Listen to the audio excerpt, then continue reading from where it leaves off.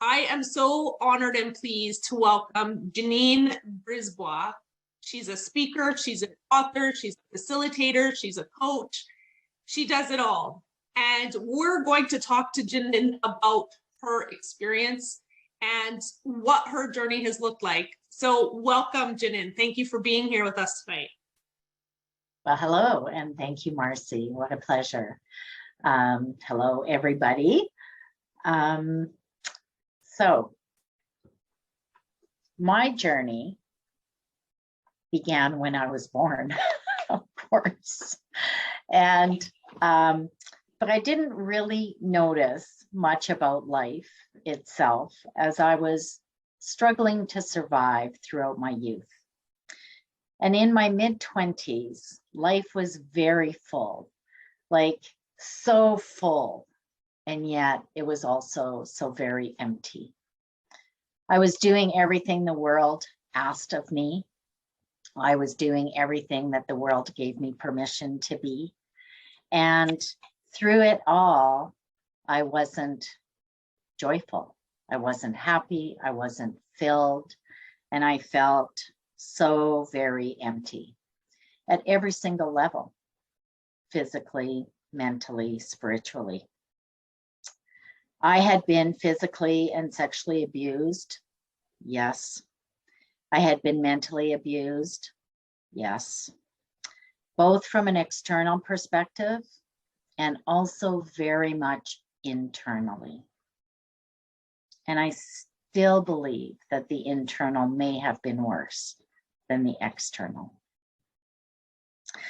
I had a huge spiritual dichotomy going on. The world versus the truth. Which was more important? And in my mid-20s, I had that moment in time when I had asked, is it worth it? Is it really worth living? What is it all about? I wanted to live a full life. I wanted to have it all and to be all. And it wasn't working. I felt stupid. I felt useless. I felt worthless.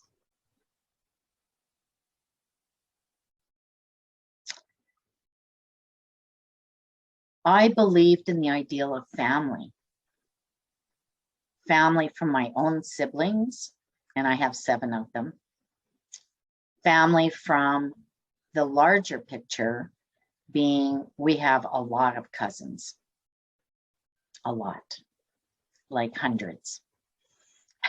Maybe not quite that many, but a lot of cousins. And that family also meant a lot to me. And so did my friends. And yet, at each of those levels, it didn't seem that that was going both ways. So one time, the life-changing moment for me was when I was lying in my bed, thinking that life wasn't worth it. Suicidal thoughts, anger, and total hopelessness. A sense that, what the heck is this about? And I got mad at God and I yelled out at him,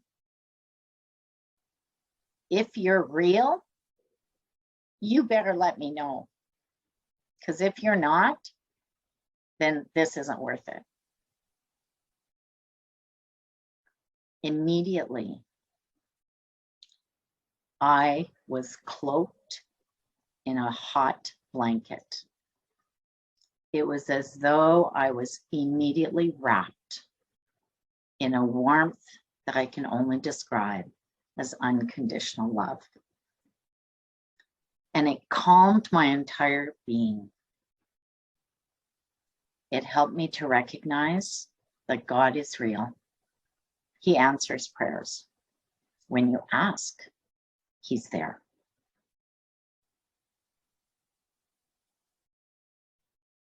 I know that it's impossible to be separated from my soul. Our body and mind and soul are born together united, and the circumstances that occur in our lives will separate those things apart.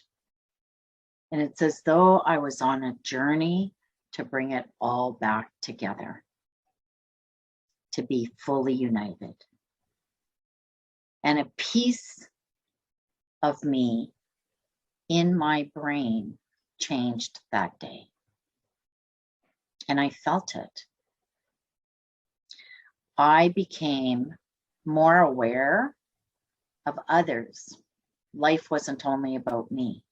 I wasn't the central focus behind my own eyes. It was the lives of others that became very important. And I became super curious. And that has stayed with me to this day. I know God is real. And I knew my faith had all of the answers. And that was life-changing. And the biggest struggle that I then had to face was to trust my inner voice, to really hear it, and to trust that and move forward. So after having failed my very first year of university, because I didn't want to be there, so I thought I would show my mom and dad that I could still provide for myself without going to university. But the failure was a huge hit to my pride. And it took many years, but I did go back to university. And I knew I would always be a teacher, and I knew it would never be in the classroom. So when I went back to university, I studied neural psychology. I got to cut open human brains. It was so fascinating. And my area of interest is the brain and the nervous system. What is it that happens to our brain with every single thought? What is it that happens to our brain with every single experience and every single thing that we are exposed to? I ended up working as a rehabilitation counselor after university, and my curiosity prevailed. I was working with injured workers, and some of them got well and some of them didn't. And I wanted to understand what was the key factor. And I found my answer. And my answer was in what was their first thought at the time of the injury. And it came true with every single one of them. If the first thought was, oh, this is it, my life is over, they never got better. And when they said, doggone it, I got to get back at it, they did. Knowing that was really the stepping stone for me to continue pursuing what happens to our nervous system and the neuroplasticity of our brain and how we can shift things. I also then became a master practitioner in neuro-linguistic programming and a certified hypnotherapist. And using these tools, learned about the impact of our eyes and how the movement of our eyes and the muscles around our eyes completely draw in and help alter our brain. And that gives us a different perception of what we see and how we see it. And I'm not going to go into a lot of detail here tonight, but it is a way to wellness that the saying that is, what you think about, you bring about, and what you look at and focus on expands. There's actually neurological components to that make it very true.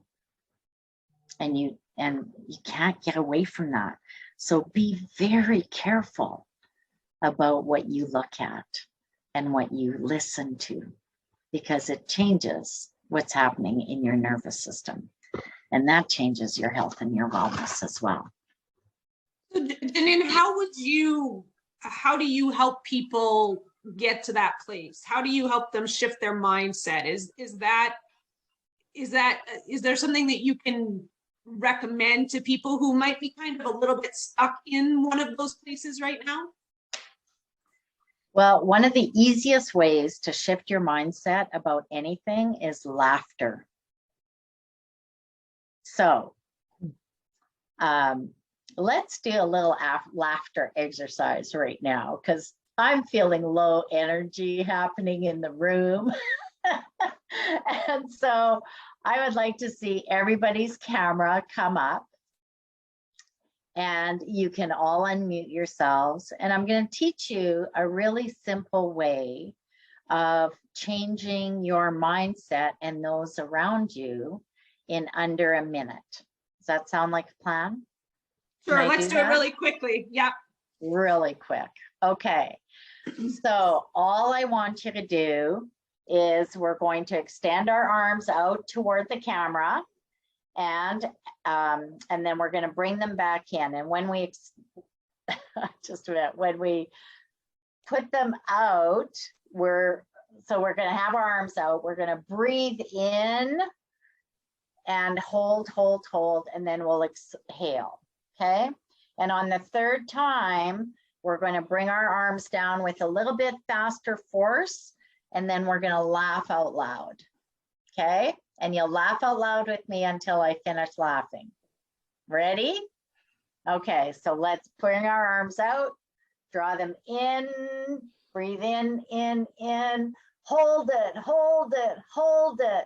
Now exhale. Once again, draw them in. Hold it. And exhale. And one more time, draw it in. Hold it. And this time we're gonna laugh. Good, very good. Yay! So, has anyone noticed that changed the energy around them?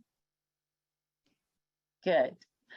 And that you can do, did you know that by laughing for 10 minutes, belly laughing for 10 minutes every single day equals 1 hour on a rowing machine? That's the impact it has on all of the energy flowing through your body, the oxygen coming to your brain, and the way in which you can function at a much higher level of wellness. So that's one of the ways that I do work with people.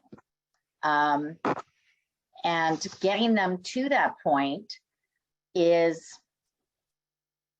very simple, because all I do is ask. So once the problems have been identified and we've been stopped and stuck in our tracks, we can actually have fun getting better. And it doesn't take a long time. It doesn't take 15 treatments. It doesn't take years. And it can be very inspirational and powerful as we work through that. I then also became a massage therapist. Now, I'm not your typical massage therapist, because my curiosity is to find the root cause of where is pain. Do you know that pain does not live in your body? So if your knee is throbbing right now, or your low back is throbbing right now, or you have a sore finger, it's not there. It's actually in your brain.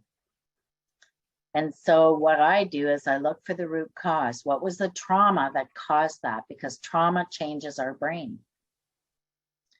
And it doesn't allow the brain to grow.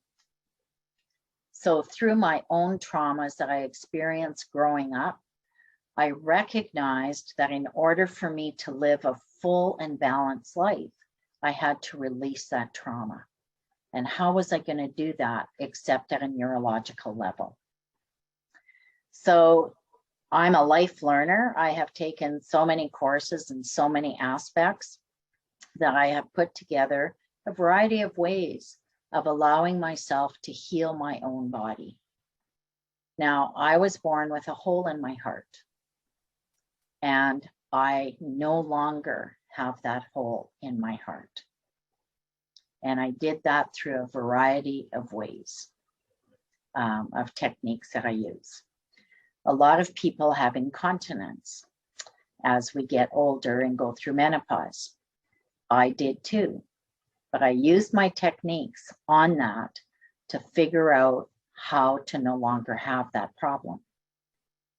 It's all in our nervous system, and it works absolutely great. The other thing that follows trauma is grief. Whenever we suffer any kind of loss, we live it in our nervous system. And every single autoimmune disease that is out there is a direct result of trauma in childhood and grief. So it is so exciting that the information that I have learned as I have gone along to bring health and wellness to my own self. I mean, 3 years ago, I was told that I was going to die at any moment. I was a ticking time bomb. And they told me that when it happens, it will be catastrophic, and there will be absolutely nothing anyone can do to save me. And he said, you have 1 to 3 years. That was 3 years ago. And I know I'm going to be around for a real long time. So health and wellness is something I have taken very seriously. I have been very curious about, and I believe that we are all very unique. We were all created unique, and that we each have gifts. And when we live in our giftedness, there is no need for competition, because there are no two of us alike. And the things that we are going to offer to each other are going to, when it's from our giftedness, then we can't help but be aligned, body, mind, and soul. We can't help but be authentic and complete and whole.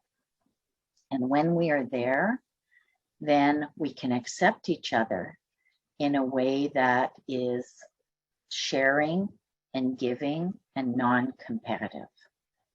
And that's my focus and desire for the world. My gifts are not your gifts, and we can each share who we are and what we have and make this planet the best planet ever. That's such an incredible message, and you have such a compelling and beautiful story. Before we get to I am going to open it up to questions. So if you have any questions for Janine, feel free to put them in the chat. But before we get to those questions, I want to know, what does holistic health mean to you in terms of that, you know, all being overall wellness? When we talk about inspiring other people on their journeys, what does that look like for you in terms of taking care of, you know, yourself holistically? What does that mean? It means beginning from the inside out. I think we have the answers from within ourselves. Medication are just a band-aid that hides the depth of our need. And holistically, from a neurological level, we can source out what it is that we need. We need to start trusting ourselves so that we can trust others. We need to look at and have a prayer life that is connecting us to the truth. And then we need to move. Oh my goodness, we need to take action, and we need to laugh every single day, because that's where the energy is. And that's where we can draw in more holistic health, something that's pure and real and unique and whatever it is that we need. Wonderful. I agree that, and you know, like you said, everyone is unique, and so is our journey, and so is our wellness and what that looks like. And it's not always linear. Sometimes there are lots of curves and bumps and all those roadblocks that that of course you have experienced. So thank you so much for sharing that with us. If anyone has any questions, feel free to put them in the chat. I'll ask one more, Janine, here. What is your favorite quote? Is there something that you know, a go-to or something that you live by? What's your favorite quote? You know, I thought about that a lot today. I think I have so many. But I think it is the one, it's a quote from the Bible when God was asked, "Who are you?" And he said, "I am who I am." And I think that grounds me in my everyday actions. Beautiful. While I was being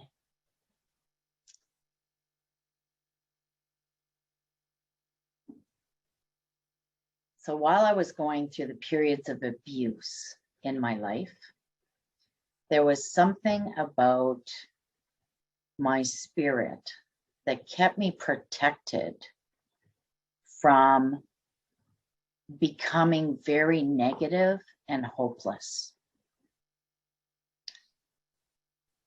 There was a way that I was able to disconnect from the circumstances around me. And I'm not going to go into a lot of detail about all the different abuses that I went through, because we can only imagine the horrors of what those were. And it's never pretty. But what it is it can either be empowering or it can be the exact opposite. And in those times, right from the young age of 5 years old, I made some very profound decisions. And those decisions were, I think, taken and put into a commercial just recently for some drug. And it's, "I am more than my condition." And somehow, when I was little, I decided that I was more than my circumstances and that I would not allow my circumstances to define me. And laughter for me when I was little actually kept me alive at many levels. But it kept me alive, especially within my soul. Does that answer your question?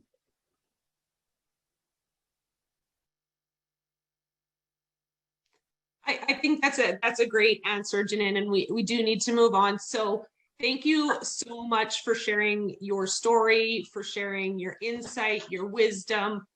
Such a good reminder and such a good experience to, you know, to laugh and to lighten up that energy. So thank you for sharing that with us.